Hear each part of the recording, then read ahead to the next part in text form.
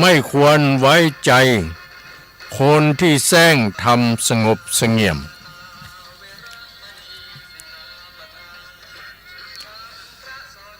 อเปตะจิตเตนะนะสัมภชัยยะไม่ควรคบกับคนสิ้นคิดเจริญสุขเจริญสี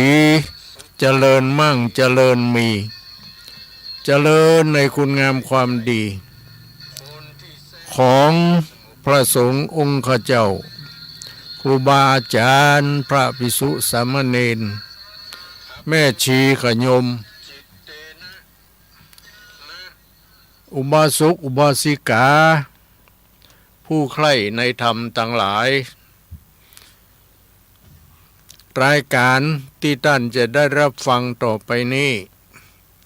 เป็นรายการประทีปธรรมวันพฤหัสบดี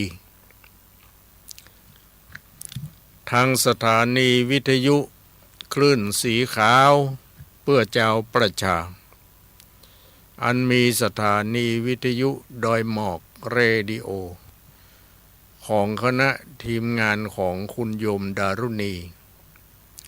เป็นผู้ที่ถวายเวลาคือแก่พระธรรมทูตพระนักเผยแผ่ได้นำเอาธรรมะมาออกอากาศคือแก่ญาติโยมทั้งหลายได้สดับรับฟังกันที่อยู่ทางบ้าน ท่านสามารถเปิดเครื่องรับฟังได้และก็ยังมีสถานีในเครือข่ายคลื่นสีขาวเพื่อเจ้าประชาได้ถ่ายทอดสัญญาณไปให้แก่ญาติโยมทั้งหลายที่อยู่ไกลๆได้รับฟังได้อย่างกันโดยทั่วถึงกัน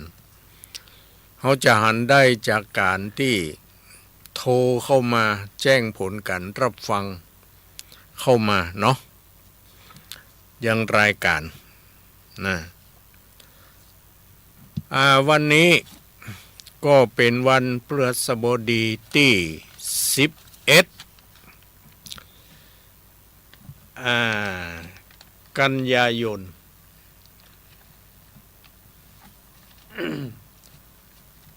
พุทธศักราช 2568 แฮม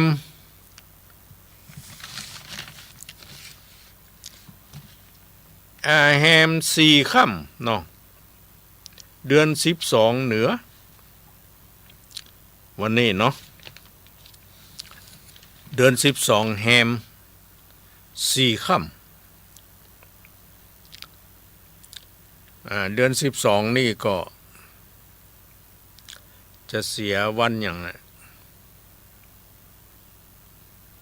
เสียวันพุธกับวันศุกร์นั่นกันเนาะดำเนินรายการโดยตู้ลุงวัดห้างต่ำตำบลป่างิ้วอำเภอเวียงป่าเป้าจังหวัดเชียงราย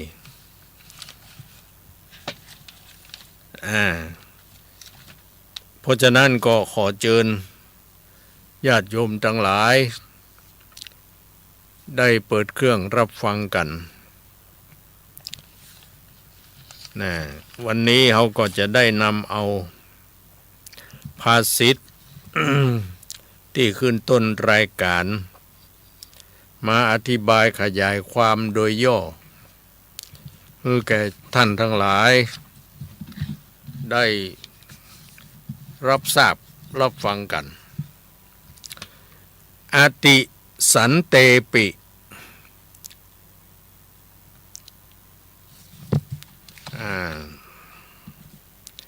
นาสุมะเสนาสุมะเสแปลว่าไม่ควรไว้ใจคนที่แซงทำสงบเสงี่ยม โอ้อย่างว่านะเนาะคนเฮาตามีหน้าพอหน้าบ่หัน อย่าไว้ใจทางอย่าวางใจคนนะจะจนใจเราเนี่ยอย่าไว้ใจเขาตัวเราจะจนเนี่ยน้องหันหน้ามาหันใจน้อง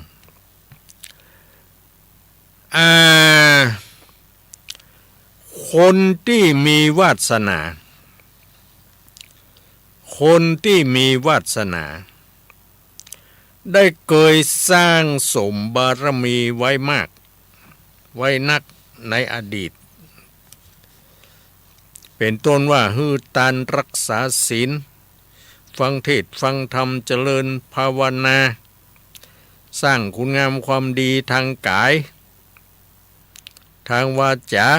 และทางใจน้องเป็นกุศลกรรมที่ได้กระทำมานั่นได้ประพฤติบำเพ็ญธรรมมามากนี่ก็คือมาโดยตลอดนั่นแหละมาเมินนานแล้วอีกเนาะมาเมินนานแล้วอย่างกับบางผู้บางท่านเนี่ยไปวัดตั้งแต่อายุ10 ปลายละอีน้อง ตั้งแต่เป็นบ่าวเป็นสาวจนมาเป็นคนกลางคนวันเดียวนี้จนมาเป็นคนสูงวัยนะก็ยังไปวัดไปวาอยู่ตลอดเวลาบ่เคยขาดน้องบ่เคยขาดโดยเฉพาะอย่างยิ่งวันพระวันศีลเมื่อเจ้าก็ไปทำบุญตักบาตรตอนบ่ายก็ไปฟังเทศน์ฟังธรรมตอนเมื่อคืนก็ยังไป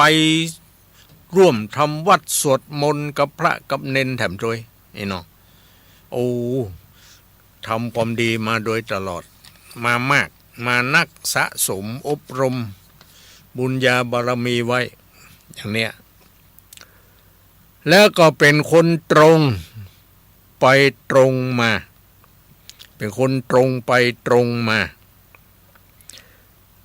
คำว่าตรงไปตรงมานี่หมายถึงสัจจะวาจาอู้อย่างใดก็เป็นอย่างอั้นในจิตในใจก็บ่มีการกดการเลี้ยวการหลอกการลวงอะไรอย่างอู้อย่างใดใจก็เป็นอย่างอั้นน้องเรียกว่าเป็นคนตรงไปตรงมาโยมจะมีความสงบเสงี่ยมน่าเลื่อมใสอยู่ในตัวอยู่แล้วเนี่ยเขาจะหันได้เนาะบางผู้บางท่านพ่ออุ้ยแม่อุ้ยบางคนมีความสงบเสงี่ยมจะทำอย่างทางกายก็ทำโดยความเรียบร้อยดีงามอ่อนช้อยจะพูดจะจาปราศัยอย่างกับไผก็นิ่มนวลไพเราะเพราะพริ้งนี่เนาะทางด้านจิตใจก็ดีใจดีใจบานใจบ่มุนบ่หมองบ่เศร้าบ่เครียดนี่น้องอันนี้แหละเพิ่นเรียกว่าเป็นคนที่บำเพ็ญธรรมมามากเป็นคนตรงไปตรงมาย่อมจะมีความสงบเสงี่ยมน่าเลื่อมใสอยู่ในตัว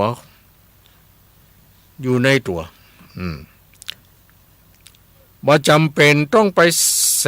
แสร้งแกล้งทำนะบางคนมันเป็นอย่างนั้นเนาะเป็นคนที่เสแสร้งแกล้งทำต่อหน้าสรรเสริญรับหลังตั้งนินทาอย่างนี้อันนี้เพิ่นเรียกว่าคนมันบ่ตรงไปตรงมาคนหน้าไหวหลังหลอก เนาะอันนี้ก็คือท่านทั้งหลายดูเอาที่เขาไปคบไปอย่างนั้นเป็นคนจะใดอย่างใดเนาะแต่บุคคลผู้ที่มีนิสัยสันดาน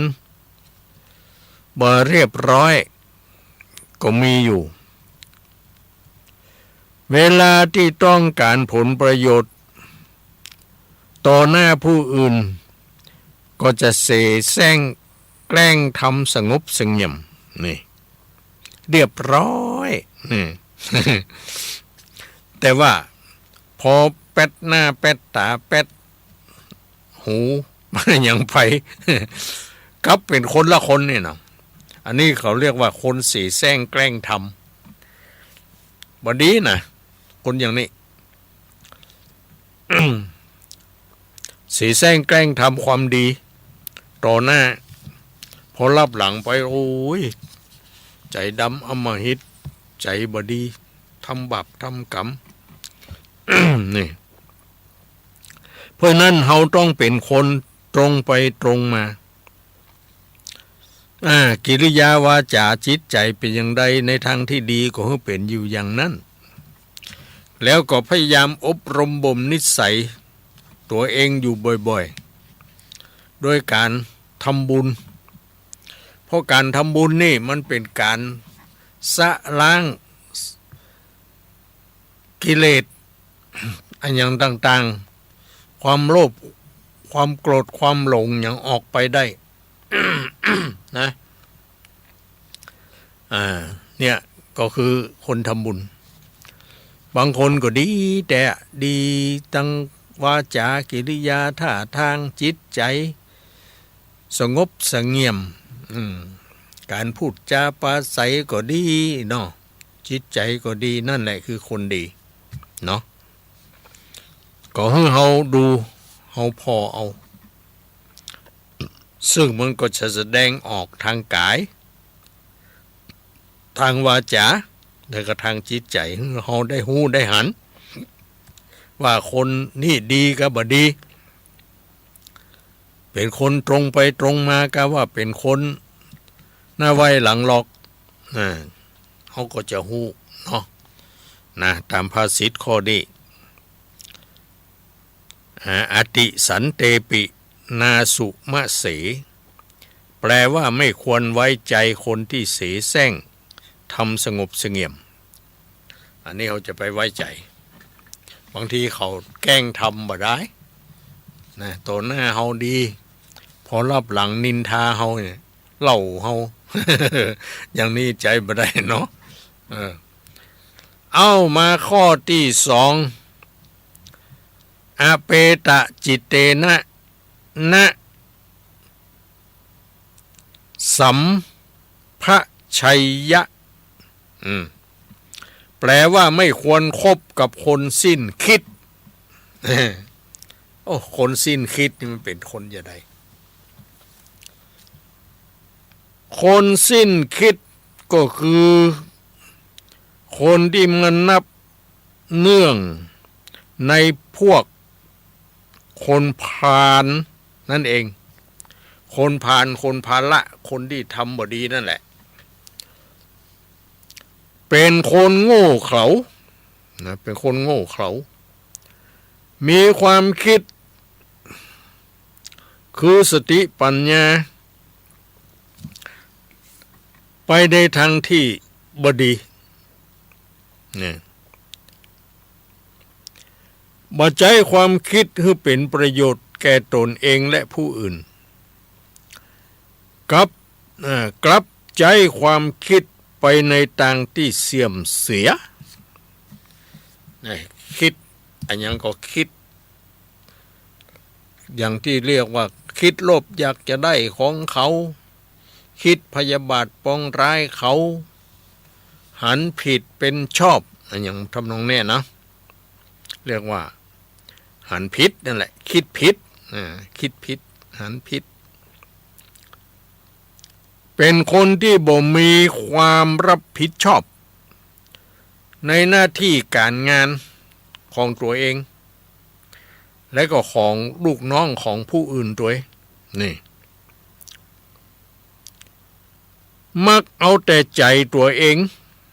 มักเอาแต่ใจตัวเองเช่นอย่างใจตัวเองต้องการอันยังก็ได้อันยังทำอันยังก็จะเอาให้ได้อันยังทำนองนี้โดยที่บ่นึกถึงคนอื่นเขาจะเดือดร้อนอย่างใดเนี่ยนี่อันนี้เพิ่นเรียกว่าเป็นคนที่บ่มีความรับผิดชอบ มักเอาแต่ใจตัวเองจึงเป็นคนที่บ่น่าไว้วางใจนะคนประเภทนี้เป็นคนที่บ่น่าไว้วางใจและก็บ่ควรคบใครคบหาสมาคมคนประเภทนี้ผู้นั้นก็จะ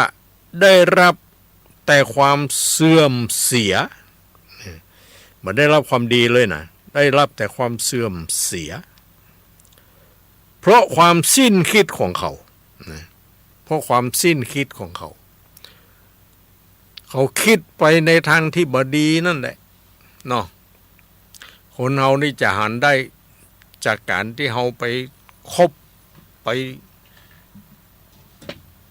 ร่วมเสวนาตัวเองนั่นแหละก็จะหู้ได้นะเนี่ยเป็นภาษิตข้อนี้ที่ว่าอธิบายขยายความว่าไม่ควรคบกับคนสิ้นคิดเพราะเหตุว่าคนสิ้นคิดเนี่ยมันเป็นคนพาลภาละคือพาลนั่นเองแล้วก็เป็นคนโง่เขลาเบาปัญญามีความคิดไปในทางที่เสื่อมเสีย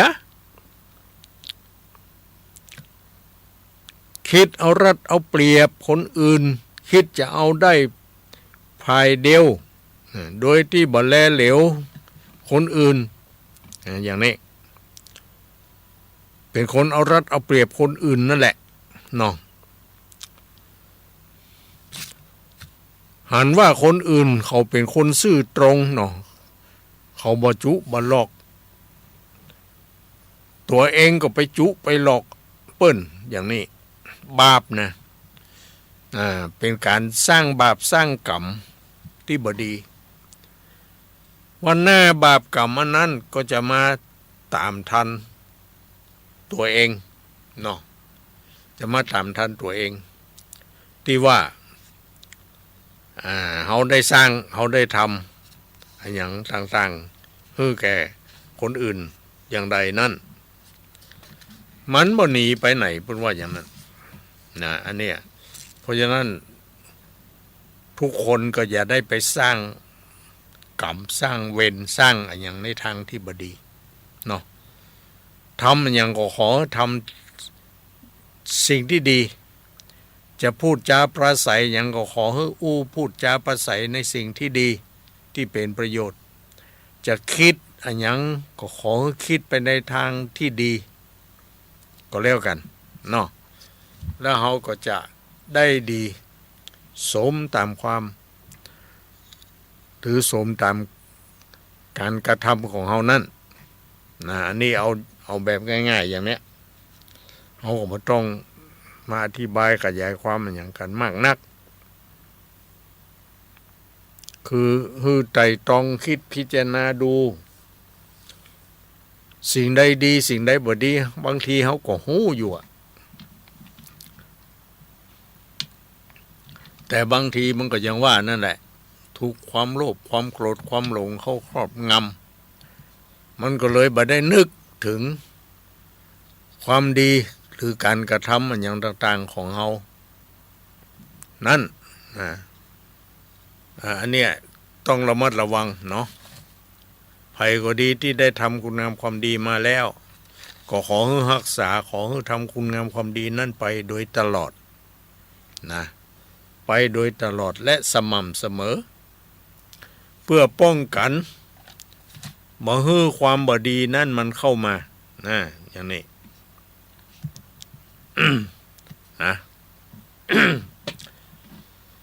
ก็ดังอธิบายขยายความมาด้วยประการฉนี้แลพอเข้าใจเนาะในเมื่อเข้าใจแล้วต่อไปก็จะได้เล่านิทาน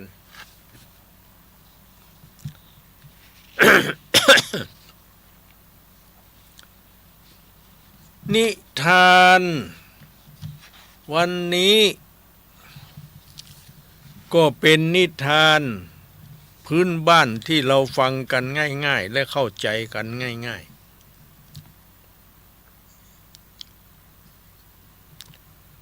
ต้นบะม่วงป้อมกับบะฟักแก้ว หรือว่าฟักทองนั่นเนาะท่านทั้งหลายพอจะนึกได้ก็ว่าระหว่างบะม่วงป้อมหน่วยมันมอกใดอีน้องหน่วยมันก็บ่พอใหญ่เต้าหยังหุมอกลูกกุยเฮานี่ยังบ่มอกได้เนาะมอกไข่นี่ก็ประมาณนั้นนะมะม่วงป้อม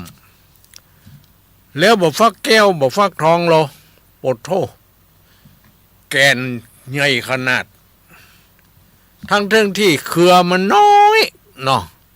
เครือมันมอกนิ้วมือเฮาเนี่ยนะแต่ว่าลูกมันใหญ่พอต้นมะม่วงในต้นใหญ่บะเล็กบะเล่นแต่ลูกน้อยปลอกปลเล็กทีนี้มันมีชายคนหนึ่ง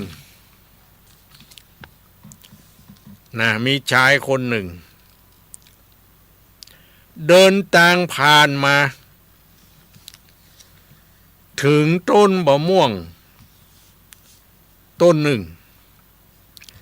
แดดมันร้อนเขาก็เลยแวะเข้าไปพักนั่งที่ปืนต้นมะม่วงนั่นเสร็จเรียบร้อยก็นอนเอามือไก่หน้าผาก นอนสบายอารมณ์มีเนาะแล้วก็มากึดในใจว่าธรรมชาติบ่ยุติธรรมอีหลอสร้างอันอย่างมาบ่ใครสมดุลกันว่าอย่างนั้นพอเหรอต้นมะม่วงที่เฮามาอาศัยห่มเงาอยู่เนี่ยต้นบะเล็กบะเล่นอ้อมปบจอดพอลูกก็หน่วยมันน่ะเต้ามันหยังหุเต้าไข่ไก่หุเนี่ยอาทิบ่ฟักแก้วบ่ฟักทอง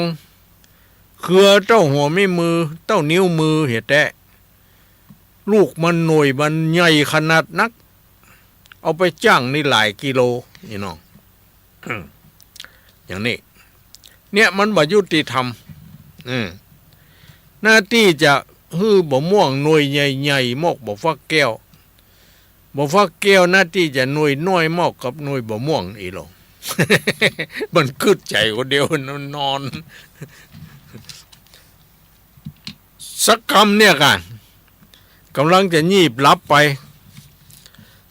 เสียบ่ม่วงโลนกะ บ่ม่วงโลนใส่เบ้าตา บ่ม่วงโลนไว้พลับป้าเพบตกใส่เบ้าตาปุ๊กไฟตาเอามาพอเนี่ยนะปัดเต้า ลูกมาขยี้ตาตาเอาตากูมาล้างบอดได้ไงหรอรับมืนพอปฐมมืดไปเป็นกรรมไม่หรอโอ้เนี่ยความจริงแล้วไอ้หรอธรรมชาติสร้างมาถูกแล้วไอ้หรอมันว่านะที่แรกมันว่าสร้างมาถูกอะมันเดี๋ยวนี้มันบอกว่าธรรมชาตินี่สร้างมาถูกแล้วไอ้หรอถ้าหากว่าหน่วยบ่ม่วงเต้าหน่วยบ่ฟักแก้วนี่บ่เดียวนี่ตาฮะนี่บอดไปแล้ว ตาลมไปแล้วไอ้หรอเนี่ยอันนี้มันบ่ม่วงบ่ได้หรอกเนี่ยคนนอนจริงช่างคิดเนาะคิดอันอย่างฝืนธรรมชาติเนาะเนี่ยมันก็เลยได้คติสอนใจขึ้นมาเลยบอกว่าถ้าลูกบ่ม่วง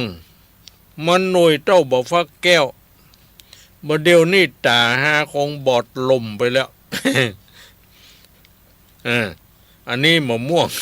หน่วยมุอีถูกแล้ว ว่าอย่างนั้น ยอมรับละ นิทานเรื่องนี้เปิ้นสอนให้รู้ว่าอย่าตำหนิหรือกล่าวโทษสิ่งที่เฮาบ่ฮู้จริงเหมือนกับชายคนเนี้ยมันบ่ฮู้จริงตามธรรมชาติไปว่าฮือต้นมะม่วงหน่วยน้อยไปว่าฮือบ่ฟ้าแก้วหน่วยใหญ่ว่าอย่างนั้นนะ ธรรมชาติเปิ้นสร้างมาอย่างนั้น คำนี้มันก็ฮู้แล้วคำนี้โอ้ถูกต้องแล้วไอ้หรอกธรรมชาติสร้างมา ถ้าหน่วยมะม่วงมันเต้าหน่วยบ่ฟ้าแก้วนี่บัดเดียวนี่ตาลมบอดไปแล้วไอ้หรอ นี่แหละนะญาติโยมนะนิทานเรื่องนี้เพิ่นก็เลยบอกว่าเฮาหันอันหยังก็ดีเฮาจะไปตำหนิหรือกล่าวโทษสิ่งที่เฮาบ่ฮู้จริงตามธรรมชาตินะเหมือนกับชายคนเนี้ยไปเดือดร้อนเกี่ยวกับเรื่องต้นมะม่วงกับต้นมะฟักมันไม่ใช่เรื่องของมัน เรื่องของธรรมชาติ นิทานเรื่องนี้ก็จบเพียงเท่านี้ เอาจะได้ละนี่เตดทำกันเนาะ วันนี้เป็นทำแปะคำผูกที่8อ๋อผูกที่8ล่ะแปะคำผูกที่8นะเอาเขาก็รับฟังกันเลยเข้าใจว่าศีลมีเหมือนกันทุกคนถ้าเขาตั้งเจตนางดเว้นก็แสดงว่าเขาเป็นผู้มีศีลละเนาะงดเว้นจากการฆ่าสัตว์ตัดชีวิตทรมานสัตว์เหี้ยถ้ายุงมันมาเกาะ ก็เอาปากเป่ามันเป่าแห้งๆ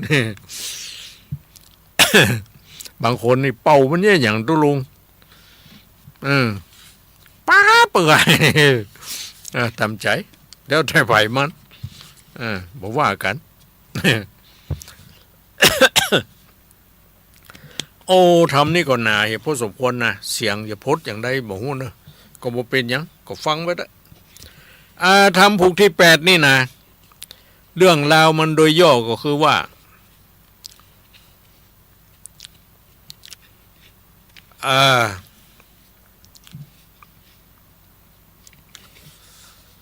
พญาเจ้าเมือง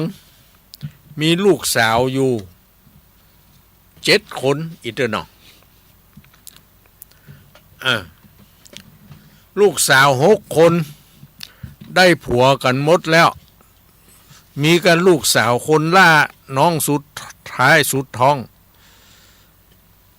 ไปได้แปะเป็นผัวนะแปะคำนี่แหละเปิ้นก็เลยป่อก็เลยไล่ออกบ้านออกเมืองไป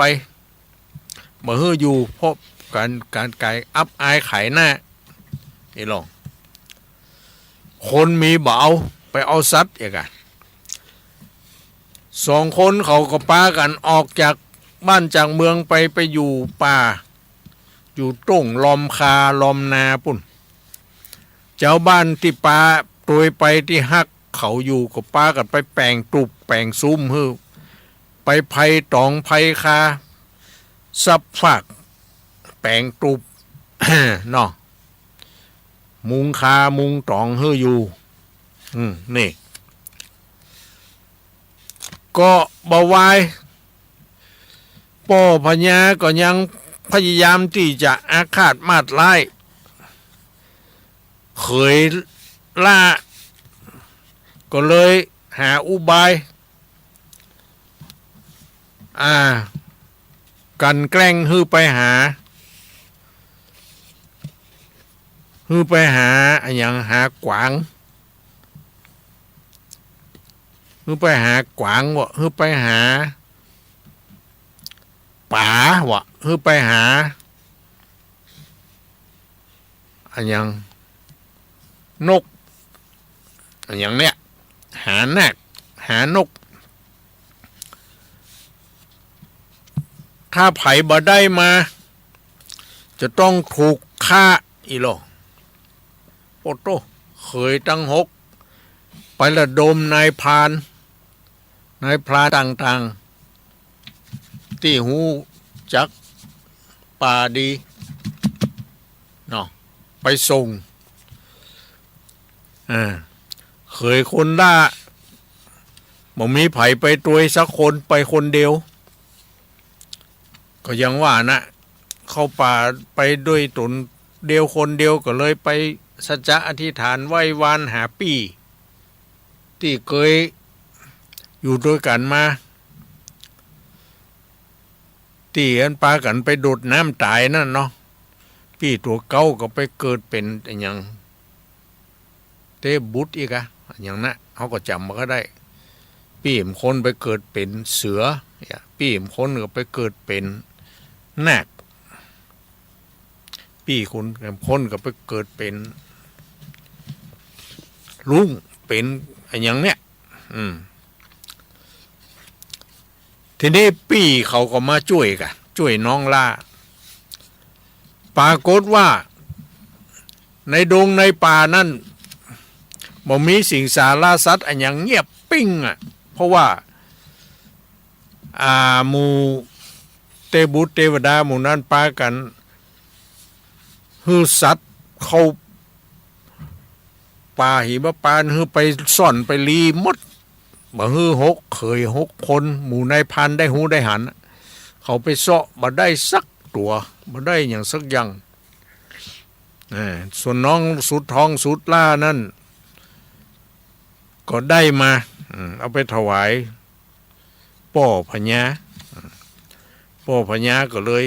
เอามาจ้างยาใดเนาะก็เลยใส่ตูด6 เขยว่าอำเป็นยังป่อจะอภัยเฮ้อหนนี้อีกต่อไปแหมหนหน้านี่บ่ได้เนอะต้องโซะมาเฮ้อได้พอเหรอเขยล่าเปิ้นยังได้มาว่าอย่างนี้เนาะอันนี้ก็ฟังไปเนอะเรื่องมันจะเป็นยังไง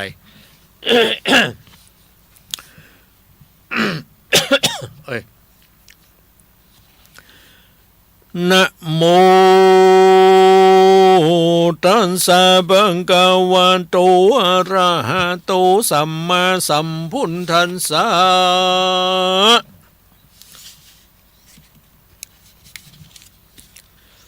โพธิสัตโตเอกโกวะหุตวมหาวานังปวิสิตวติสัทธโวดุราสปุริสาตั้งหลายตั้งยิ่งใจหน่วยใหญ่ผู้มักไฟพาธนาใครไกลกล้าและพลากโปนเสียจากวัฏสงสารจริงละการหน่วยใหญ่สะอาวางไว้เป็นโหนนำเอาตนจอมหมู่เข้ามาสู่ฟังธรรมเป้งใจงามพงแผ่วโสมัตสมตานสินแล้วฟังธรรมมาจุงดาจำติดต่อตามบัดคอบาลีว่าโพธิสัตว์โตเอกากูว่าหูตัวดังนี้เป็นต้นบัดนี้แดเตอโพธิสัตว์โตอันว่าโพธิสัตว์เจ้าตนองค์อาจกันลานางนาฏราชธิดาจากเกหาโบจ้าเข้าสู่ป่าไผ่โซนบ่มีรีปนไพรไตหรือพลานาน้อยใหญ่ตัวยไปเต้าอดใจดันเถื่อนบ่มีเปื้อนเตียวเดียวได้กล้วยพันภายเตียวต้องไปรอดห้องแดนไกลหันสัตว์ดงไพรปากกว้างคือหมู่จ้างราชสีดังเสือมีเรศสูตรกับตังหมู่กวางฟานกระติงหานาควายเถื่อนเตี้ยวละเลื่อนหลวงลายพ่องก็มากายต่อหน้าพ่องก็เล่นกว่าสะสูนนอตัสสะพลนาบุญใหญ่ก็เล่นไล่ตัวไปย้อนหมายใจไข่ใดยังกวางใหญ่ตัวปีกวางเล่นหนีไปนาเจ้าก็เล่นกว่าจอมหลังเหือไข่ปังย้อยหยาดน้ำวักญาติกาญา เขาดงหน้าจ้าใจก็ยังบ่ได้ดังหมายอิดเลือลายจริงจอดหายใจตอดสู่ซาพิจารณาจันส่องหายังจ้องอุบายว่ากวางมีหลายเต้ใส่ยับบ่ได้ดังใจเนี่ยสันใดนั่นโสดจริงป่วยปนโตดมรณาเจ้าบุญหนาคืดขวาดหูถึงชาติเดิมอ่อนจริงยอก่อนกลับไว้ยังเต้ปะไทยปลายบุญว่าบัดนี้ตนข้าน้องทุกสุขต้องถนัดใจเหตุเจ้าห่อใจใจหยาผมขณะปรุงวางฮือยังกวางตัวใหญ่ไปถวายเต้าไทยผาปาลากันคนใดหาบ่ใดเต้าจักใส่ตันดากามคือนำไปฆ่าด้วยดาบกล้าคมบางฆ่าดันดงขวางแต่เจ้าตลาบต่อเต้าถึงควายหันกวางลายเต้ใส่ยับเอาบ่ได้ดังใจสุดวิสัยแห่งคาเที่ยงใดความนาบ่สงสังกาขอพี่มาช่วยกำมือหลวงล้ำมาตั้งพรานตามปฏิญาณจัดก่อนเฮายังอ่อนเด็กขาทุกเครื่องกาถูกตองหาพี่น้องจอมกันได้ไผ่พันเตียวไตไปอยู่ใกล้วังสายได้จากใครกล่าวอูรับพร่ำหูจอมกันว่ากันดับขันไปเกิดเอากำเนิดเด่นได้บอกว่าไกลลือไกลกันคนใดได้ยาขี่โขมตุกกะตุกกะถมกันอยากลือลำบากเหลือใจจากป้ากันไปช่วยกำมือหลวงล้ำอนตรายกันสัญญาหมายมันเตียงบบิดเบียงไกลกลาจุมเราราพี่น้องใดเป่าลงต้องวังทานยกตนหน้าอาทานนาเสียงซ้ำแก่สัตว์อยู่น้ำปูปลาบัดนี้นาคาน้องทุกสุกต้องเหลือลายขอตนใจเจ้าปีมีใจกลี้คุณนาจุงรีบมาช่วยข้าอย่าฮือความนาเมื่อมอนแดดตื้อเมื่อนั้นเทวบุตรตนวิเศษอยู่ในเขตเมืองบนรู้ว่าตนน่ะน้องโซยตุกกะจองห้อยนานำมาโตคำของข้างในป่ากว้างดงตันจิงเลี้ยวปันไว้ว่องลงสู่ห้องดงพลายบันดลใจเสือเทาอันเป็นพี่เก้าเดิมมาฮือออกคูหาทำใหญ่แล้วเล่นไล่จอมมากวางกาบมาวางโตนาแห่งใจน้องลาบัดเดียวแล้วจะเลี้ยวตันโตบอกน้องนอสายใจว่าแต่นี่ไปเมื่อนากันทุกสุกกล้ามองเคขาอุนตลายมาใกล้ไฟญาใหญ่มาเติงจุงล่ำเปิงถึงปี้อันอยู่ที่นี่ดงพลายปี้จักไปช่วยกำมือหลวงล่ำตังพลานกันเสือดงดานตัวใหญ่กล่าวเสียงควายสุดปลายก็ปาปริวานหลายใหญ่น้อยนับอันร้อยหลายปานเข้าดงตันป่ากวางไล่แรดจ้างกวางท่าลาย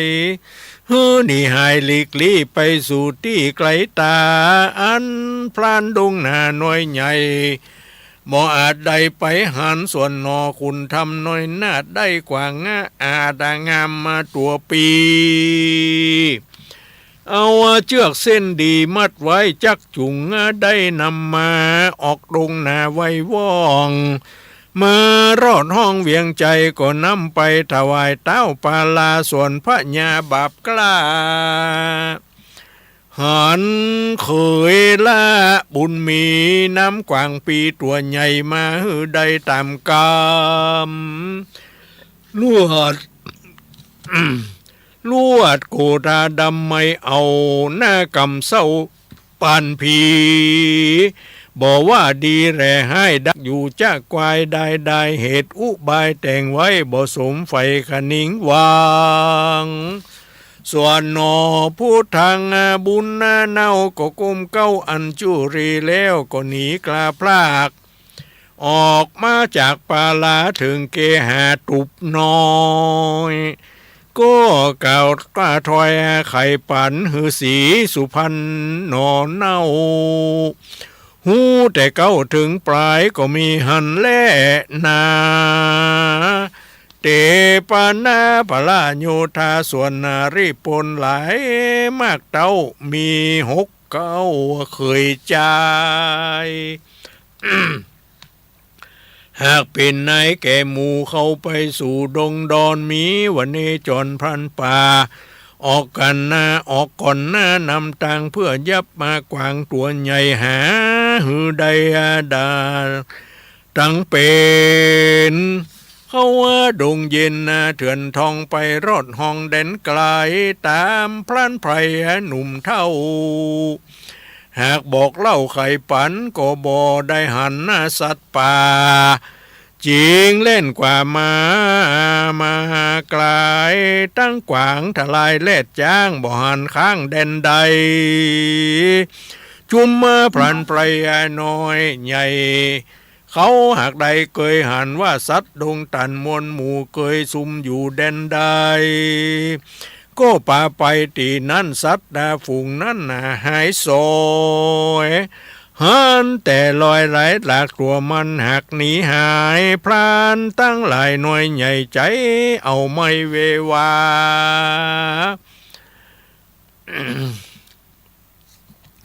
ว่าเฮาเคยมาบ่ผ่อนตั้งแต่ก่อนเมินนานสัตว์ดงดานหลายหมู่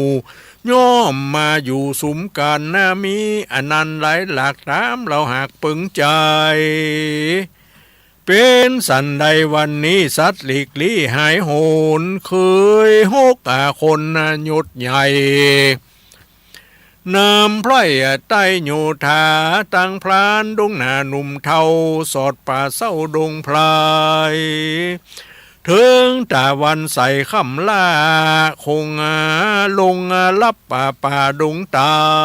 ลก็บ่หันและใดยังสัตว์น้อยใหญ่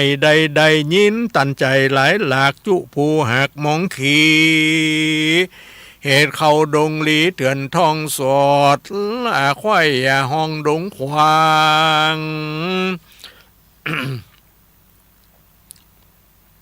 บ่ได้กวางตัวใหญ่ดังเต้าไทยปรุงปานกันภายพันขึ้นสู่ยังที่อยู่เวียงใจเต้าจอมไตยุดยุดเตี้ยงคิ้วโคดนำเราราไปขาฮือความวำวายเคยใจพี่น้องทุกสุขต้องถึงตูนใจวิวนเอาไม่กลัวจักได้มรณาตานพญาลำมอกคือตาบ่ออกทางใดจริงตัดใจกล้าพลากออกจากดงนากันไกลกล้ามารอถึงที่จอดตาเวียงใจก็ขึ้นไปกราบไว้บอกเต้าไทยตามมีเจ้าปุรียุดยาวแซงโคดห้าวหน้านำไขยังกำหยับจ้าร้องเอิ้นด่าพระพายว่าลูกสู่6 ใจนี่ใส่หากง่าวใบปาลาบ่มีพญาองค์อาจบ่ฉลาดซับมาเลวซับเสียวเข้าดงเขียวเสียเปล่าไปเสียห่อเข้าได้เปิ้นเคยจ่ายน้องล่ามันเข้าป่าดงดานบ่ปอนานสักกาดมันจูงลากนำมายังกวางดงหนาตัวใหญ่ฮือกูได้เล็งหันตัวแห่งมันนั่นโสดจิงป้นโตตาต่างวายส่วนสู่ตั้งหลายนี่ใส่ย้อมนับง่าวใบปาราบ บ่ตามอาจญากูเต้าผู้ผับดาวเวียงใจกวนนำไปค้ำค่าฮือความนาวำไว้เต้าว่าสู่ตังหลายนี้เล่าผิดแต่กาแรกเก้าหัวตีกูจักผ่านีภายโพดงดเว้นโตดวางตำมากันหน้าผิดแถมกรรมมาไปนากูจะฆ่าบัดเดียวสู่จุงเร็วเรือขึ้นสู่ยังที่อยู่ไผ่มันกันเจ้าหอจันนาที่ราดกล่าวเสียงขาดสุดปลายเคยหกใจจื้นปีติตื่นจุมบานต่างย่อมือสารต่างเกล้าไว้เต้าเจ้าสับปานแล้วปากันขึ้นสู่ยังที่อยู่แดนตูนก็มีหันแล่นาตาโตปรังทัดนั้นไปหน้าตนเจ้าฟ้าผู้บานการโหราจารย์บับเศร้าได้บอกเล่าปันหมายยังอุบายอันใหม่เพื่อจักใส่ตันดากรรมฮือหนอคุณทำยอดซ้อยได้กาดก้อยวำไว้จิงเรียกเขยตั้งหลายน้อยใหญ่มาพร้อมค่อยจอมการแล้วไข่ปันกล่าวจีฮือแจ้งที่ขี่หญ้าว่าบัดนี้นากูป้อกึดใจต่อขนิงวางไข่ได้ป่ากลางตัวใหญ่ยาวฮือได้ปอวาฮือเอามาปล่อยไว้ในสะใหญ่บกขลานีถึงยามดีมารอดตาวันตอดลงแรงจักกะไปแยงพอคอยฮือจื่นจ้อยบันใจสู้จุงไปโซไซหาฮือได้นำมาคนได้หาบ่ได้กูจักใส่ตันดากรรมคือนำไปคาด้วยดาบกล้าคมบางกันเจ้าหอขวางทีราชกล่าวเสียงขวาดสุดปลายเคยตั้งหลายจู้ผู้ต่างพร่ำหูตามกรรมมาแล้วโยมือตำต่างเกล้าไว้พ่อเจ้าผู้มีต่างก็ล่าหนีขึ้นสู่ย่างที่อยู่แดนตูนเคยโหกคนผู้ปี้มีใจกลี้จมบานว่าตามวังทานจู้ดาวย่อมมีปลากข้าวปากกลาง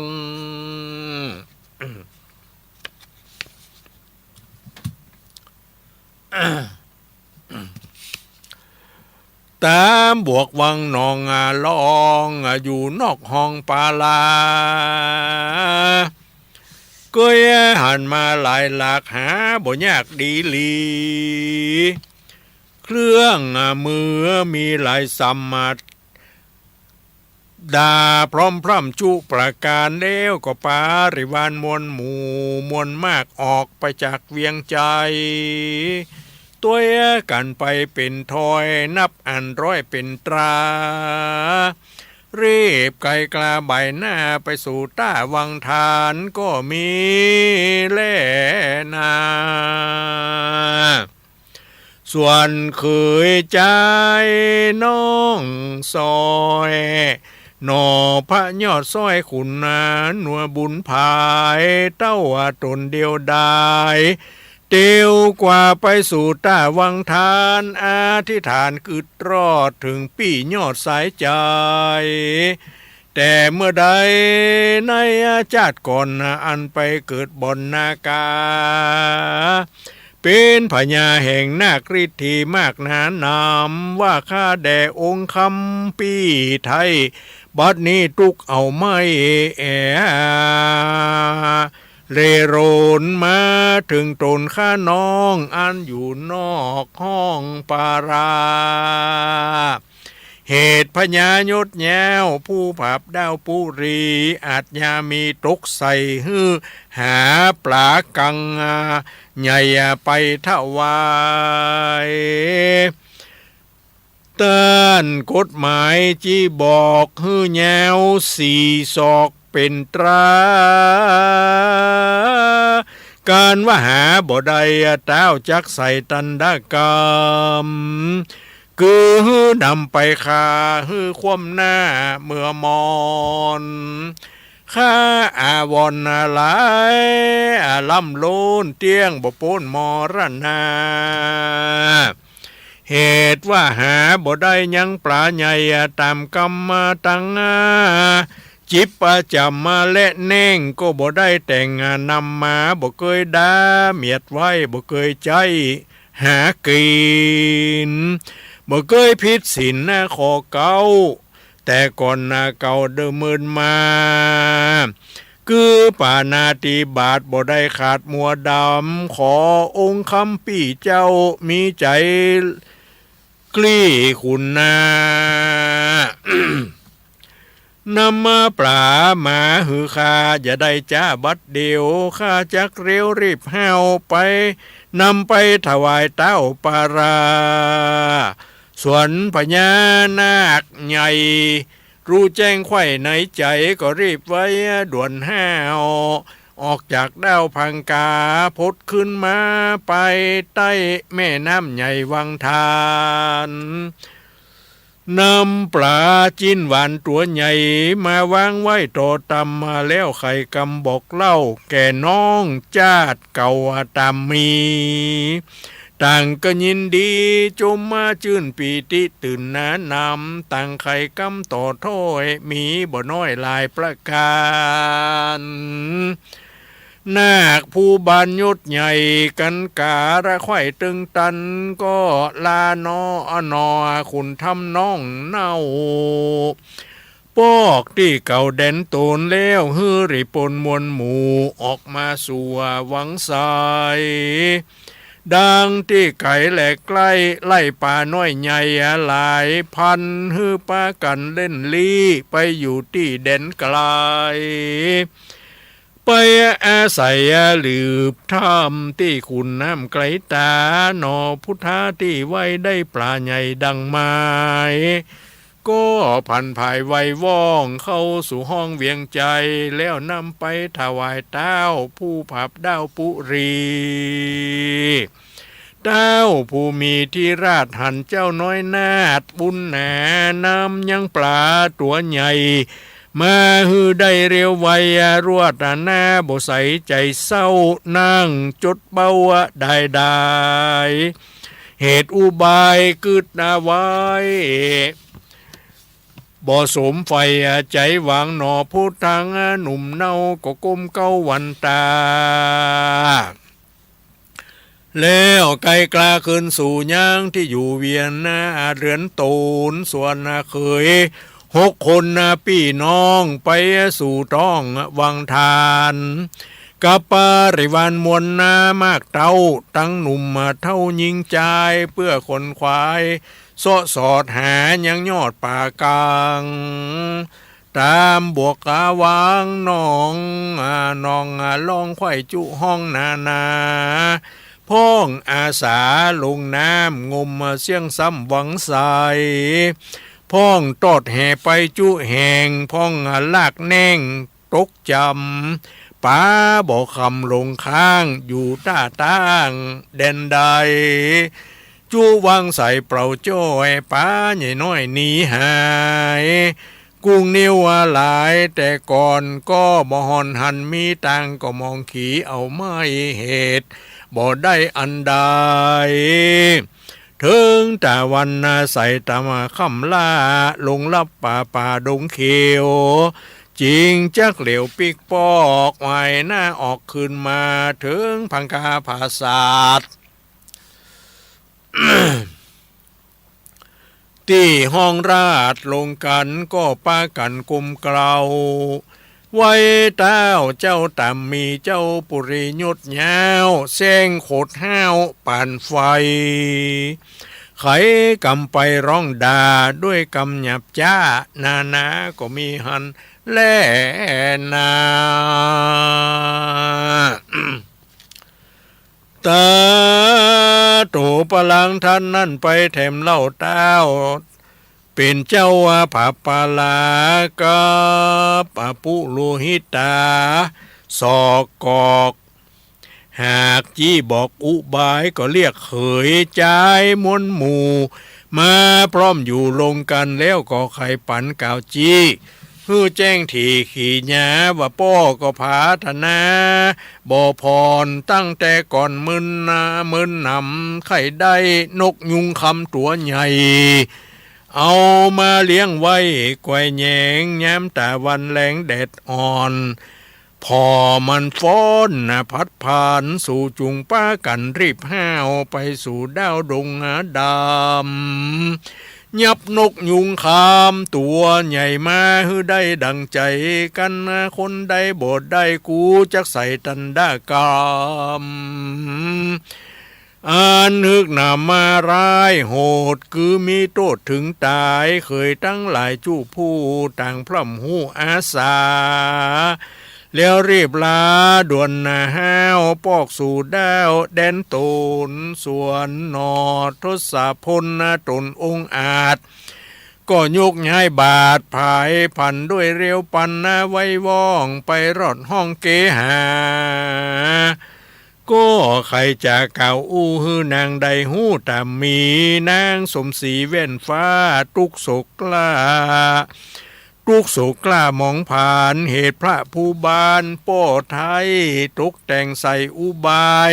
มีมากหลายพร้อมพร่ำบ่หูเสียงซ้ำหลายโหน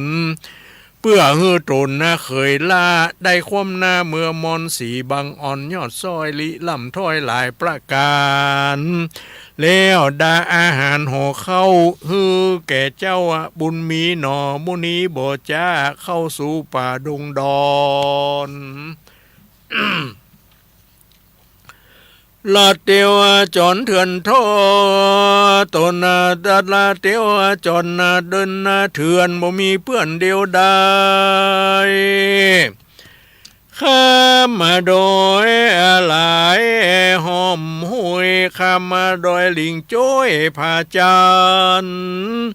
ถึงดึงตวนป่าใหญ่ก็กึดไข่ขนิ่งในก็อธิษฐานใจกึดรอดถึงปียอดขิงงามผู้ทวนสามจัดก่อนว่าบัดนี้ข้าน้อยอ่อนคำใจน้องสุดปลายแห่งเจ้าแต่จาดก่อเก่าเดิมมาทุกเครื่องกาไม่มาดมาต้องปาดถึงตัวเหตุเจ้าเหนือหัวยุดแย้วผู้ผับดาวปุรีอาจยามีตกใส่ฮื้อข้าได้ภายพาน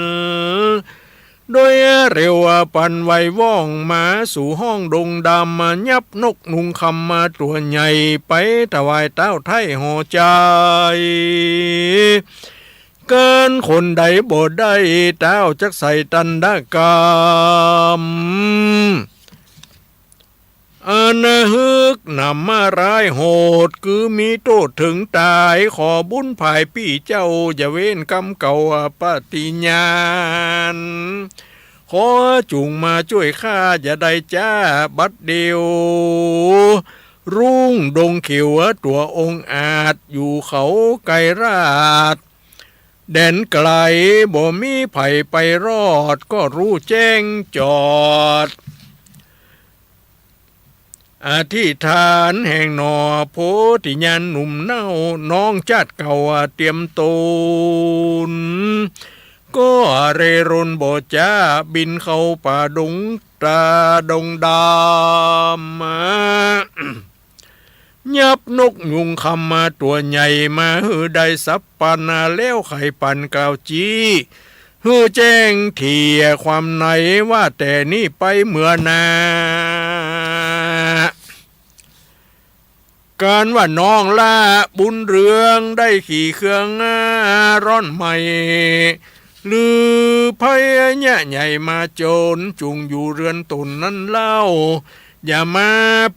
ป่าเศร้าดงดานอธิษฐานรอดปีไขบอกจี้ขี่ญาปี้จักจากดงนาป่าเศร้าไปช่วยเจ้าบุญภาย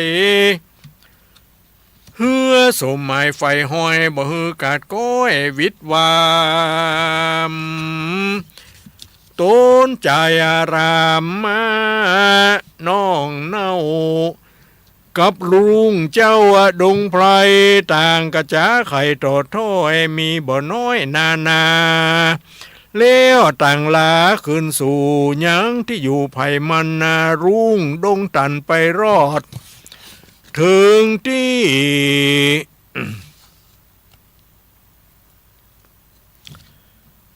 จอดเด่นตูนกลางไผ่สุนป่ากว้าง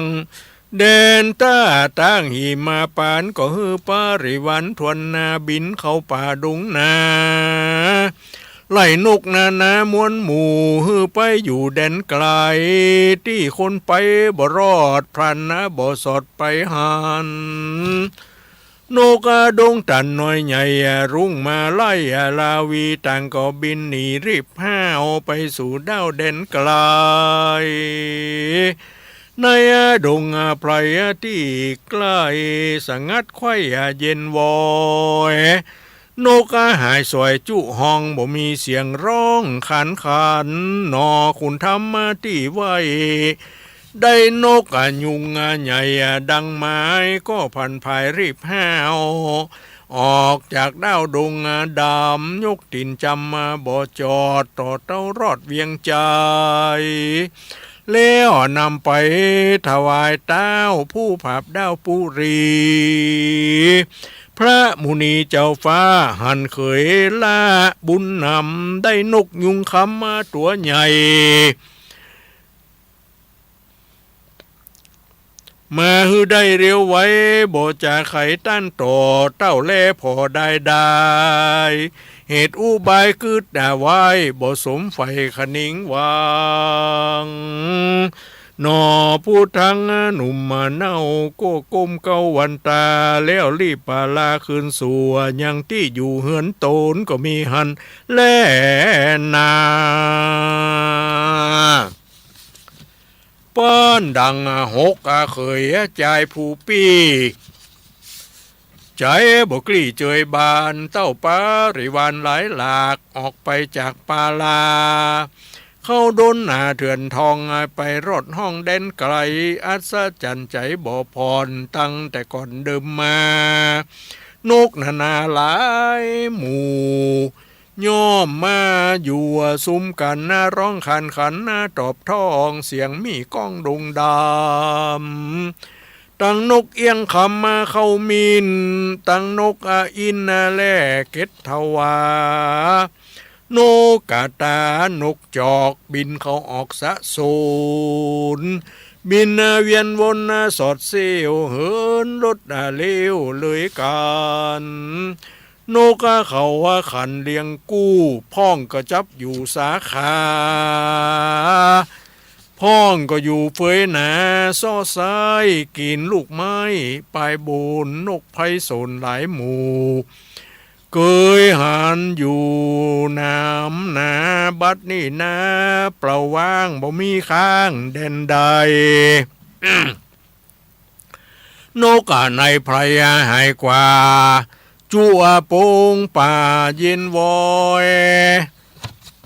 นกหายสอยเสียงขอดบ่บินสอดมากลาย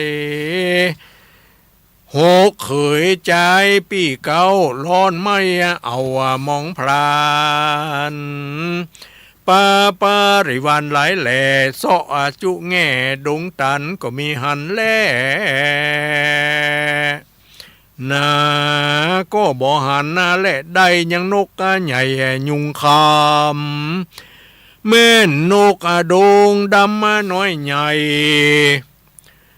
ก็บ่ได้เล็งหันถึงแต่วันค่ำล่าลงลับป่าดงเขียวจริงปอกเหลวคืนสู่ยังที่อยู่เวียงใจแล้วไปขึ้นกลับไว้บอกเต้าไทยตามมีเจ้าปุรียุดแซงกิ้วโคดหนานำแซงไข่กำมาหยับจ้าจุ่มแจ้งด่าลายประการก็มีเนื้อวันนั้นแลนา นี่ที่ตังขีแยสังวนาวิเศษจาห้องเหตุสุวรรณเปะคำผูกท่วนแปดอาจารย์แขวดเป็นตราว่ากวนเศร้าซายังจอดหื้อหิวหอดไม่หายฮือศรัทธาหลายหนุ่มเท่าได้เหยียดเข่าวางมือก่อนแล่นนาก็บังกมสมเด็จเสด็จเสร็จแล้วเต้านี้ก่อนแล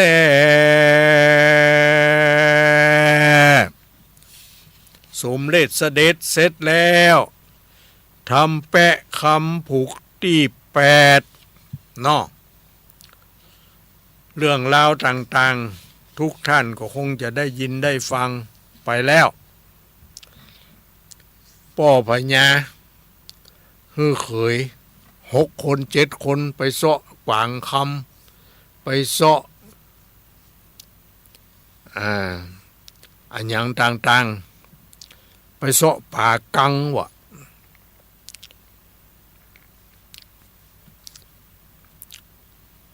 เคยน้องล่าได้ไหว้วานอธิษฐานที่บุตรเทวดาว่าขอให้ปี้ตั้ง6ได้มาช่วยที่ได้ไปเกิดเป็นเทวบุตรบนฟ้าไปเกิดเป็นหุ่งอยู่ในป่าไปเกิดเป็นนาคอยู่ในน้ำก็ดีอ่ะขอให้มาช่วยกำนำเอาอันอย่างต่างๆมาให้ส่วน6 จาย6 เขยปากันไปเสาะที่ไหนก็บ่ได้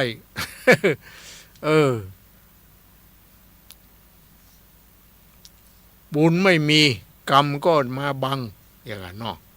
ก็เลยบ่ได้อะอย่างเลยปอโตป่อพญา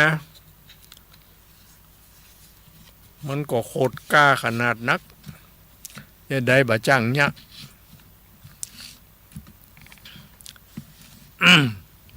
นั่นแหละเพิ่นเรียกว่าคนมีบุญเนาะตุกก็ปะแต่6 คนนั่นตุกก็ตาย ส่วนน้องลาตุกก็ปะตุกก็ปะ6 คนตุกก็ตายเนี่ยคุณงามความดีต่างๆเนาะญาติโยมทั้งหลายที่เขาได้สะสมอบรมไว้เป็นกำไรของชีวิตเนี่ยมันหมดหนีหายไปที่ไหนนะมันจะเตรียมตัวเตรียมตนเขาไปทุกหนทุกแห่งเปิ้นเปรียบเสมือนดังเงาเตรียมตนวะเขาไปทางใดก็เงาก็ไปตัวเขานั่นก็คือคุณงามความดีหรือบุญกุศลที่เขาได้ยะได้ทำสร้างสมบุญญาบารมีไว้เป็นกำไรของชีวิตของเฮาเนาะเพราะนั้นก็ขอให้ทุกคนทุกท่านได้สร้างสมบารมีไว้เนอะทำไปตามเวลาและโอกาสวันพระวันศีลก็อย่างที่ตุลุงเคยบอกไผที่ได้อธิษฐานใจไว้ว่าจะไปทำบุญตักบาตรทุกวันพระในพรรษามีอยู่13 วันพระนี่เนาะถึงวันเข้าวันออกบ่เคยขาดเลยเนาะไปฟังเทศฟังธรรมก็เหมือนกันบ่เคยขาดเลยนี่เนาะไปเมื่อไปได้เนาะถ้าไปบ่ได้ก็เหมือนว่าละใครไปแต่เนื้อก็ไปบ่ถึงบ่ฮอดบ่ได้ลูกหลานเขาก็มีการมีงานนี่เนาะบางคนเขาก็ใจดีอยู่เอาแม่ไปส่งวัดก่อนไปฟังธรรมบึ้นก้อยเลิกก็ก้อยไปรับนี่ก็มีแต่ลูกหลานบางคนนี่บ่สนใจเลยนะเนี่ยการติ๊กติ๊กบ่สนใจพ่ออุ้ยแม่อุ้ยใครไปวัดไปวาไปหั่นไปนี่ก็บ่มีไผไปส่งบ่เป็นหยังเนาะก็อยู่บ้านไหว้สาเอาอย่างกับเมื่อคืนนี้เนาะเขาก็ฟังเทศฟังธรรมไหว้สาเอาปรารถนาเอาเนาะเอาต่อไปก็รับปอนเนอไผ จะพาธนาเอาอันอย่างใดอุสะส่วนบุญกุศลไปหาสรรพสัตว์ทั้งหลายไปหาญาติโกโหติกาปีป้านาอาลูกเต้าเข้าปั้นที่ล่วงดับขันไปเมินไปนานบางทีวิญญาณของเขายังบ่ได้ไปพุทธไปเกิดอย่างใดก็ขอให้ตั้งจิตอธิษฐานอิทังโนโหตุอินะสุขิตาโหตุยาตโยอินะเป็นภาษาบาลีนะโอ้อีแม่บัดได้นะบัดจำอีหมออิทังโนโหตุสุขิตาโหตุยาตโยอย่าแปลว่าขอให้ญาติของข้าพเจ้าได้รับส่วนบุญกุศลอันนี้ขอให้ญาติของข้าพเจ้าจงมีความสุขเตอเนาะขอให้ไปอยู่สุขที่ดี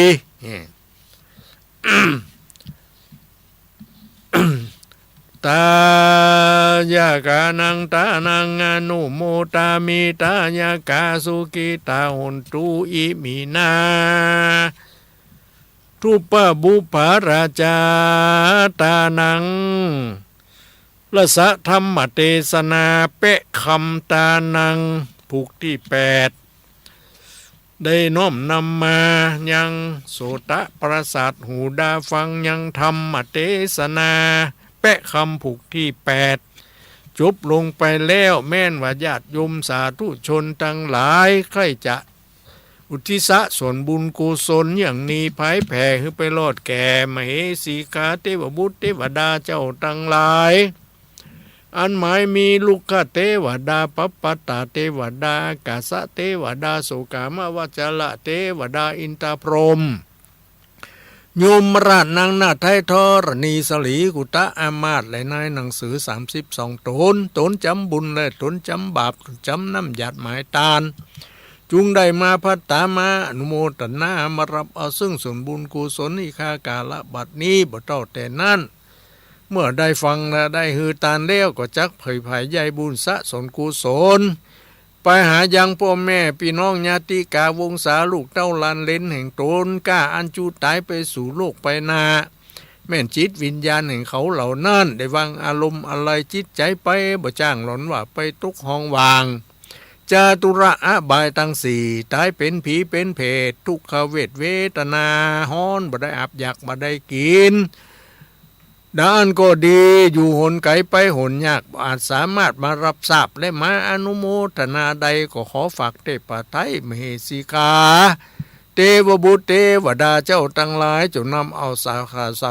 ข่าวสารการบุญกุศลอย่างนี้ภายแผ่ไปรอดเมื่อเจ้าก็ขอให้เป็นเข้าง่ายไปรอดเมื่อควายขอเป็นแผ่นเสือแผ่นผ้าไปรอดเมื่อลาก็ขอให้กลายเป็นข้าวติบน้ำติบ10ประการหูกุศลบุญตานี่จุงไปปกยกย้ายค่ายจากที่ตุกได้ถึงสุขที่ดีร้อนว่าได้ถึงที่ดีแล้วก็จงไปเติมสลีสัมปติให้ได้ดียิ่งกว่าเก่าให้ได้100เต่าปันปูน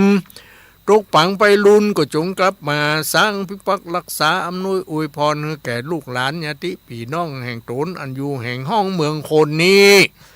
เพื่อได้ปราศจากเสียยังซึ่งสักทุกโศกโรคภัยไข้เจ็บนานาประการให้มีความสุขความสำราญเบิกบานใจ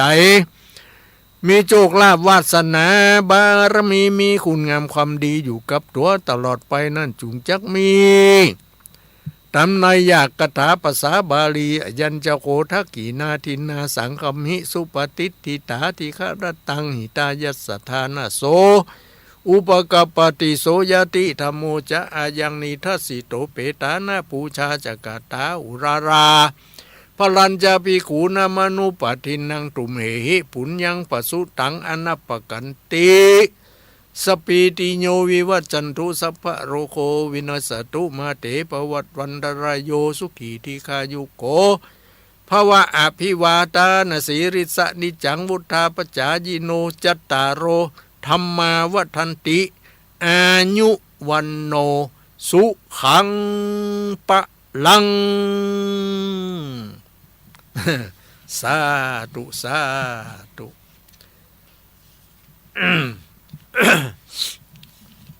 ก็ว่ากันไปตามนี้บุญอยู่ที่เจตนาคือการฮื้อเจตนาเขาจะฮื้อไผอย่างใดเขาตั้งเจตนาเอาเนาะเจตนานั่นจะสำเร็จเรียบร้อยไปได้ก็ก่อนจะฮื้อตานก็ตั้งใจดีคณะฮื้อตานก็มีปีติยินดีฮื้อตานไปแล้วก็บ่กิดแดงแฝงไฟมีปีติยินดีจะถึงบ่ถึงอย่างใดก็ฮื้อไปแล้วเห็นเนาะเนี่ยญาติโยมทั้งหลายนะก็ขอฮื้อได้ทำตามนี้อันนี้มาแล้วเพิ่นยังบอกเปิดโอกาสเถื่อก็มาแล้วค่ะมาก็รับเหรอเจริญปอนฮะว่าไงจะได้ว่าไงนี่ยายพรร้องวัวแดงเลยยายพรร้องวัวแดงอำเภอสันกำแพงอะจังหวัดเชียงใหม่ฝนตกหนักน้ำท่วมบ้านก็มีฝนมีกะมันท่วมตั้งเพเนาะท่วมตั้งแม่ริมตั้งอย่างเพกาเนาะแล้วพูดยังเงินจกนะจังนี่มันมีหัวละแต่เราเบิ่งน่ะฟังแต่ต้นก็ว่าฟังกึ่งกลางห้างมะฟังเจ้ามาเลยเหรอแต่ชุนชาติมาละฟังแต่ต้นนี่แล้วเนาะต้องได้เต็มเปี่ยมได้นักได้หลายได้นักได้หลายเนาะดีละฟังใบหินนี่มันชัดเจนนะฟังสถานีวิทยุวัดไฟหินแหละชัดเจนดีก่อชัดเจนจะดีดีเนาะวันนี้ฟ้าฝนมันบ่ห้องบ่ค้างเนาะดีละขอบใจอนุโมทนาเด้อขอบคุณที่รับฟังแจ้งผลการรับฟังมาเนาะว่านร้องวัวแดงฮะคนหูยาวนี่มันเป็นยังไงยังก็คนหูยาวนี่มันเป็นยังไงคนหูยาวก็คือมันเอาหูไปฟังอย่างต่างๆไกลๆที่ไหนมันก็หูหมดเอกเป็นยังไงจ้ะย้ายมันหูยาวความจริงหูมันเหมือนยาวหูมันก็มอกหูมอกอันแต่ว่ามันย้ายมันยาวชี้ข้อนะนะหูยาวชี้ข้อนะ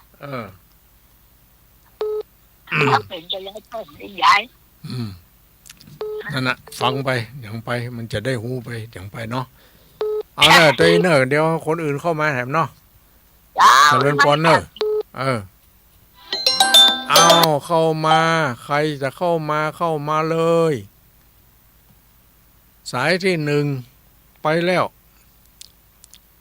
0819934074ไผบ่มีก็เมมไว้0819934074เจริญปอน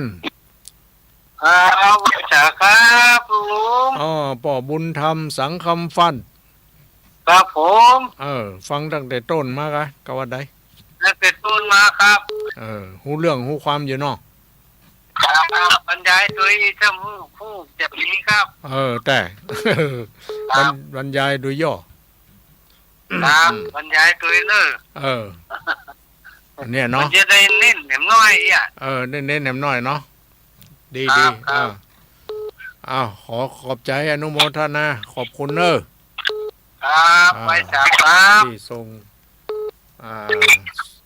ผลการรับฟังมาเนาะอันนี้ก็พ่อบุญธรรมแฟนรายการเนาะต่อมาไผ่แหมเจริญปอนภาษาเจ้าตะลงคาเทียนี่แม่เดี๋ยวแม่อย่างลืมไปละชื่อเรื่องกันมาเรื่องกระจังก็วันนี้ฟังกัน99.50แม่ที่ลำพูนวันนี้นะฟังป้อยก็ฟัง ชัดเจน เจ้า นะ ชัดเจนเจ้า ดีละ ไม่ว่าหายไปแล้วมันหนวกกันรับไปอย่างโห แต่มัน เจ้า สูงมัน ได้ สูง ที่ กั ใหม่ น ละ แต่ เจ้า เป็นยังไหลไปละไหลไปมันถึงจะ เจ้า มี จุดป้านะคะ ป้าไหนเอาหัน เอกลักษณ์ใจตัวลุงนะเจ้า เจริญปอนสาธุนี่ก็มาแล้วเสมอสายต่อมาแล้วเจริญปอน ไว้เจ้าครูเจ้าในครั้งนี้เนอะ ฟังอยู่นอกเป็นจะได้ จ้า ชัดเจนดีก็ เจ้าจะเสียนดีเจ้าในครั้งที่สี่เจ้า 94เมกะเฮิรตซ์อีกเนาะ เจ้า ดีละเนาะฝน จำไม่ได้เจ้า ฝนมาตกเนาะ ขอตกเจ้า ฝน กำลังใจเนอะ ขอบใจเนอะอนุโมทนา รับฟังอยู่เนาะอันนี้ก็มาแล้วพะเยาเนาะ สายต่อมา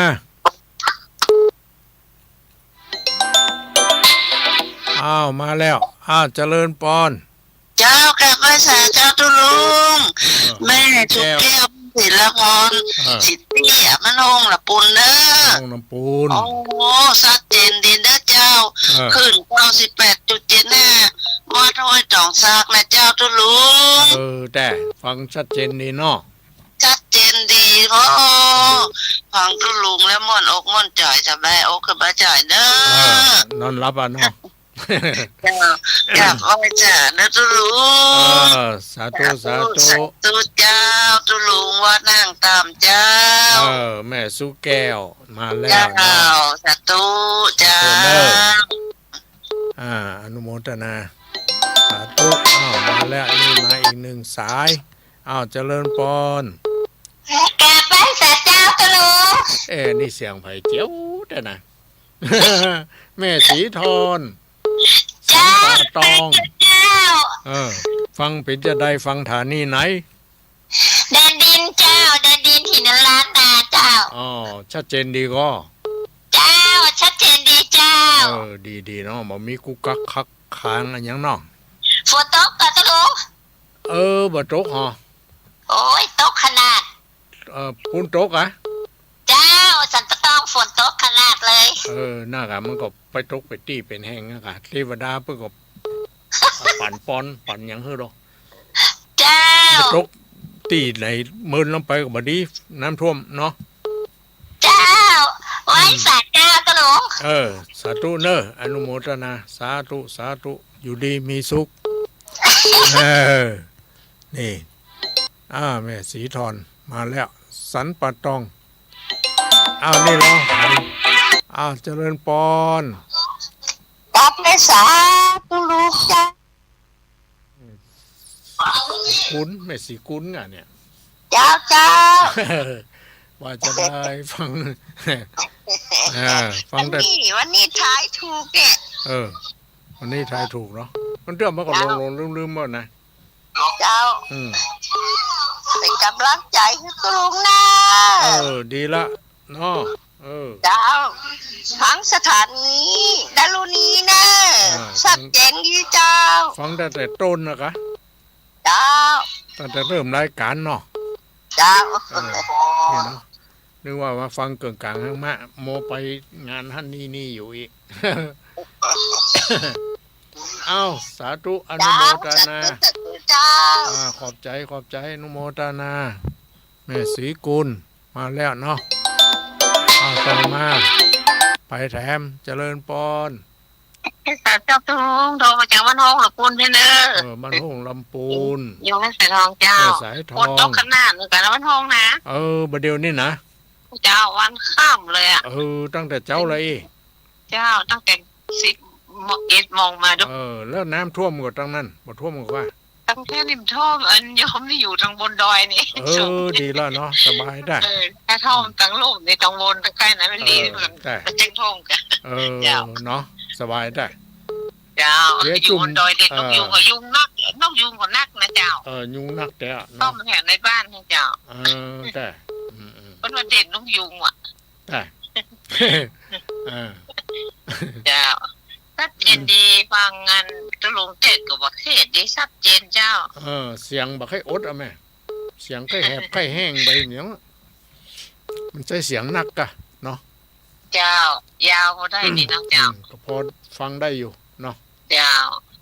เป็นกำลังใจตุลุงเนอะแต่ตุเจ้ากับไว้สาเจ้าขอบใจอนุโมทนาที่คือกำลังใจมา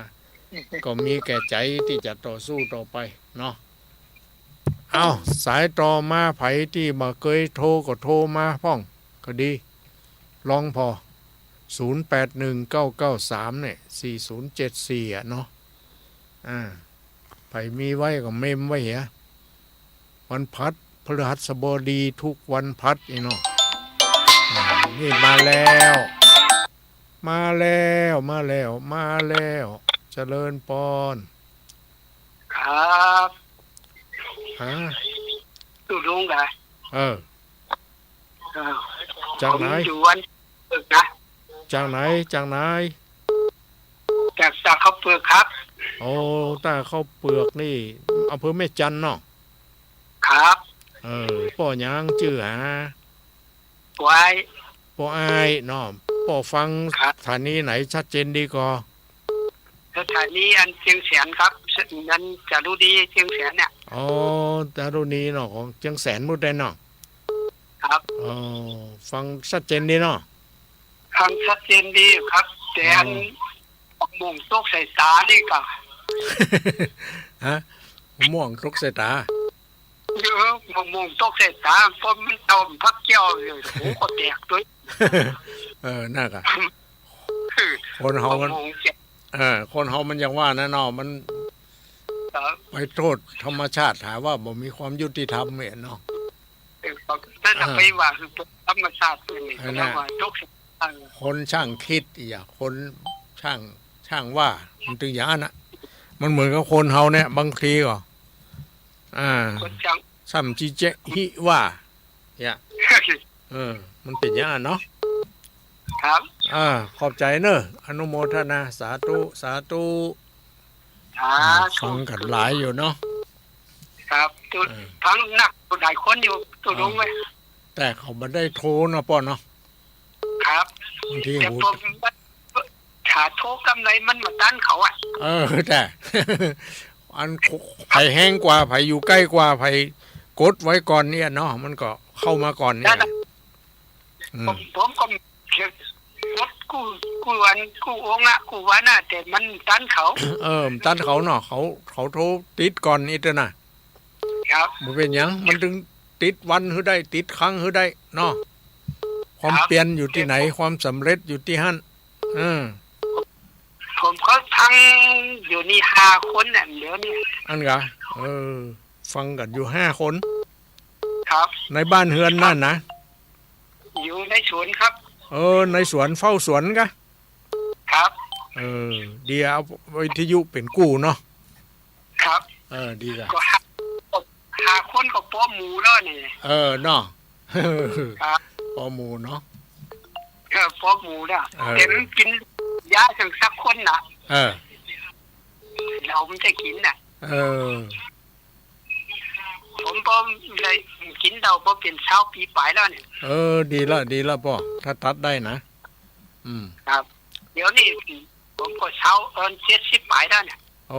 70 ไปละ70ตัวไหน73 74นี่จะถึงละแค่กี่เดือนก่อน14แล้วปีเสือกะครับปีเสือเปิ่งเสือปีขานครับเดี๋ยวรักษาสุขภาพเด้อป้อเนอครับรักษาสุขภาพมันไหวสาพระพุทธพระธรรมพระสงฆ์เป็นที่จังที่เปิ่งจิตใจเขาก็จะได้ดีโดยเนาะถูกจิตใจเขาก็จะได้เป็นบุญเป็นกุศลบุญก็ชุ่มฟังรักษาเฮาอยู่รอดปลอดภัยอยู่ดีมีสุขเนี่ยเนาะครับมันอยู่ที่จิตใจเฮาอนุโมทนาเนอปอเนอสาธุสาธุครับโอเคสายต่อมาป่อวางสายก่อนเนอคนอื่นเข้ามาเนาะ รายการปฏิบัติธรรมเป็นรายการเข้ามาอยู่เรื่อยๆเอาเข้ามาแจ้งผลการรับฟังเนาะเจริญปอนไปค่ะเจ้าจากไหนจากแม่ชุกเจ้าบ้านแม่ซุกกะวังเหนือเนาะรับฟังเป็นจะได้แม่ชัดเจนดีก่อชัดเจนดีเจ้าฟังขึ้นของคุณดารุณีเนี่ยกะเจ้าดีแล้วเนาะดังไปไกลได้วันใดรอฟังลุงบอกเบอร์โทรได้กำได้ยินจักอย่างได้แล้วประเดี๋ยวนี้ได้แล้วเนาะเดี๋ยวกำลังได้วันนี้กัน081นี่นะ0819934074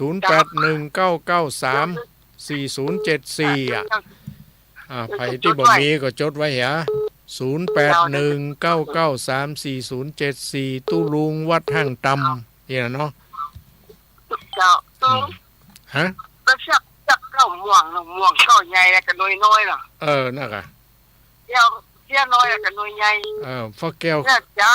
ไงขึ้นจับแต่ม่วงล้นพอดีเนาะนั่นกะ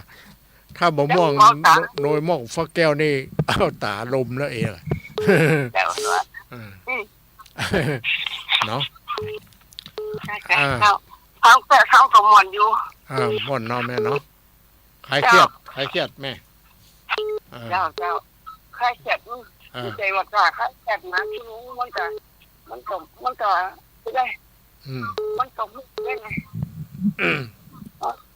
เอาฟังมันเข้าก็หูนะนั่นแหละ ฟังว่าก็เอาสอนลูกสอนหลานแมลง6 โมงเจ้าก็ฟังนะฟังแล้วน้องเจ้าฟังกี่แต่เย้าก่อนเย้าที่พระครูชินวรนะเพิ่นเราวันนี้เราอย่างทำตาลฉบับตาลนะวันนี้นะว่าที่อันพรุ่งนี้เนี่ยเพิ่นจบแต่ว่าแต่ว่านี่การฉบับตาลมาว่าไปนะมันเขาได้เข้าใจดีเนี่ยเข้าใจดีเนาะแม่เนาะเจ้าแม่เจ้าตุลงฮะบอลเนี่ยเราไฟสาเจ้าเดี๋ยวผมพูดมาเราเจ้าสาธุเนออนุโมทนาสาธุเจ้านี่โยมมาใหม่เนาะไผที่ยังไม่ได้เบอร์โทรจดไว้เหรอ0819934074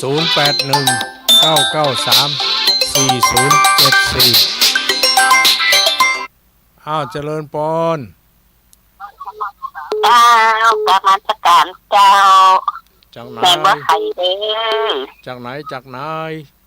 แต่ว่าไข่ลำปางเนี่ยแม่บัวไข่บ้านหยังบ้านโทงหัวจ้างตำบลพระบาทอำเภอเมืองลำปางแม่บัวไข่บ้านตรงหัวจ้างอำเภอเมืองจังหวัดลำปางที่28นะ28เป็นเนี่ยหยังที่ไหนตอนพ่อจะทิศเนี่ยกะบ่ได้ไปแม่มันได้หันกันทำมากนั่นน่ะค่ะคือตอนนี้นี่เฮายังเดินบ่ค่อยปกติเด้อเตียวอันเท้าไปสลบนั่นน่ะมันกล้ามเนื้ออ่อนแรงแม่เดินยืนเดินไปนี่ปัดซิงอยู่ก็เดินไปแล้วพัฒนาน่ะมันก็หายไปเล็กๆน้อยๆเนาะนี่แม่ก็ปวดอยู่เกาหัวเข่าเป็นง่ายหายช้ามาหลายโรคอีกโรคคนเฒ่าเนาะม่วนดีบ่ม่วงตกใจกันตาใส่หัวคนเดียววะได้ม่วงตกใส่กันถ้าบอกว่ามีใครหัวแตกกันเนาะนั่นแหละได้คติสอนใจอยู่เนาะแม่เนาะเจ้าขอบใจเนอะแม่อนุโมทนาสาธุเนอะสาธุเจ้ามาแล้วเนาะสายต่อมา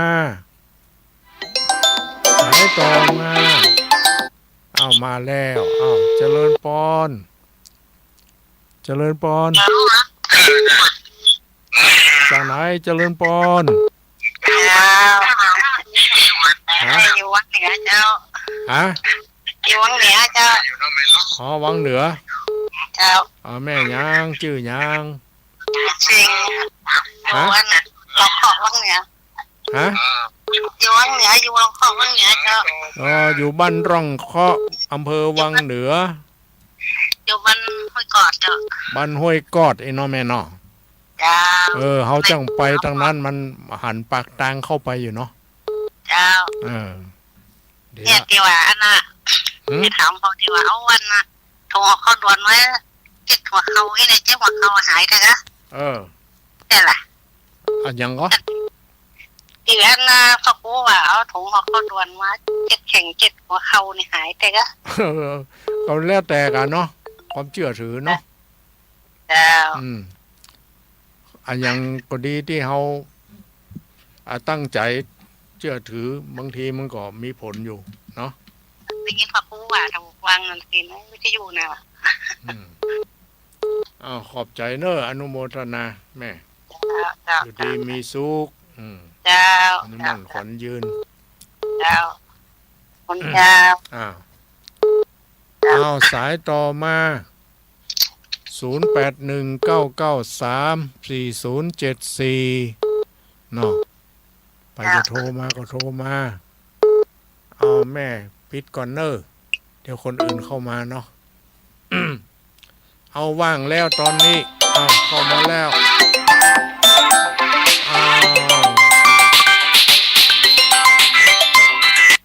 เจริญปอนภาษาเจ้าตุลงพังอยู่เนอจากลำปางมาไหลน้น้อยแม่น้อยอุตุดีได้เบอร์มาเดียวนี่ตุลงเจ้าแต่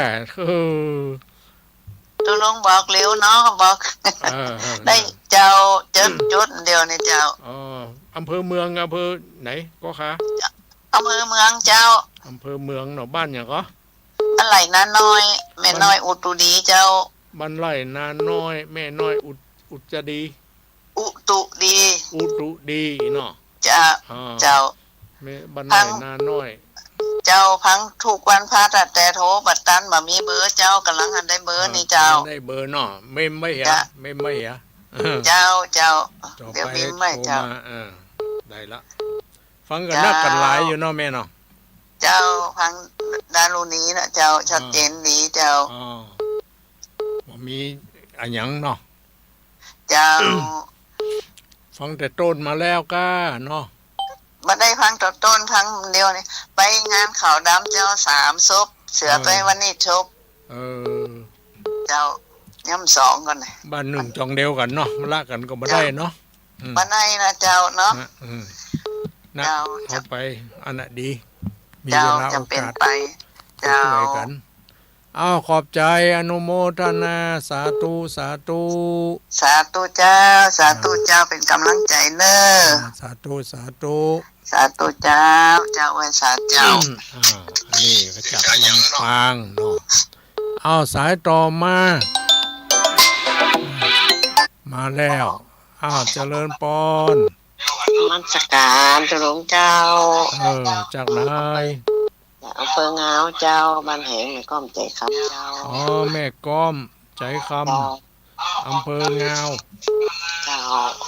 ฝนตกกับตาเตที่ท่านอยู่เจ้าบ่ตกแม่วันนี้นะน้ำนี่ก็ตกในวันตะกี้ไม่ตกแต่ว่านี่บ่ตกลงหายดีแล้วก็ขาเจ้ายังมาหายดีด้วยแม่ย่างยังปัดทรงปัดเซ็งพยายามเดินนักนักเดินนักก็มาได้มันก็ค่อยหายไปเนาะมันคนแก่มันยังว่าหายจ้าเจ้าเป็นไงหายจ้านั่นนะมาหลายโลกเจ้าต่อสู้ไปเจ้าอีนอจันทันนอขอบใจขอบใจอนุโมทนาสาธุเจ้ายังเวลาอีก5 นาทีหรือ3 นาทีประมาณนั้นได้อีก2 สายเนาะใครจะโทรมาเนอะใครบ่เคยโทรก็โทรมาเหียลองพอ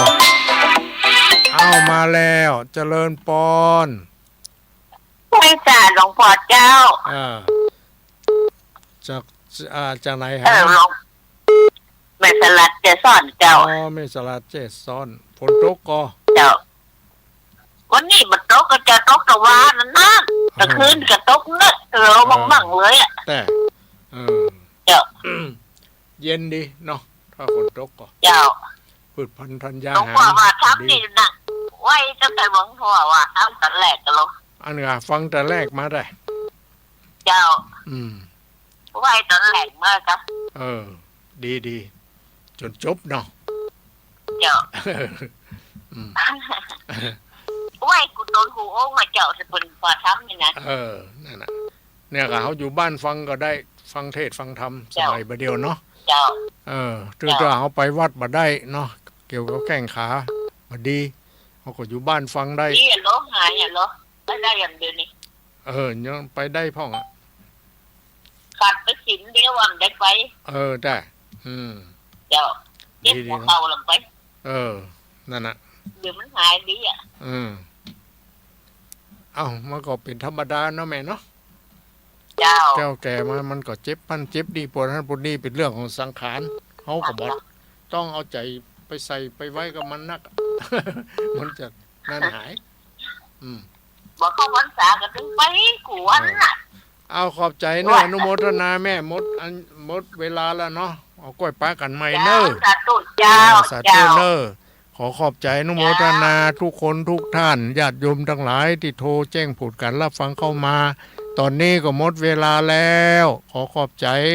อนุโมทนาขอบพระคุณเจ้าของสถานีทุกสถานีที่ได้ก็สัญญาณไปให้แก่ญาติโยมทั้งหลายได้ยินได้ฟังกันเนาะขอให้ทุกคนทุกท่านอยู่ดีมีสุขอายุมั่นขวัญยืนปราศจากทุกโศกโรคภัยไข้เจ็บนาประการ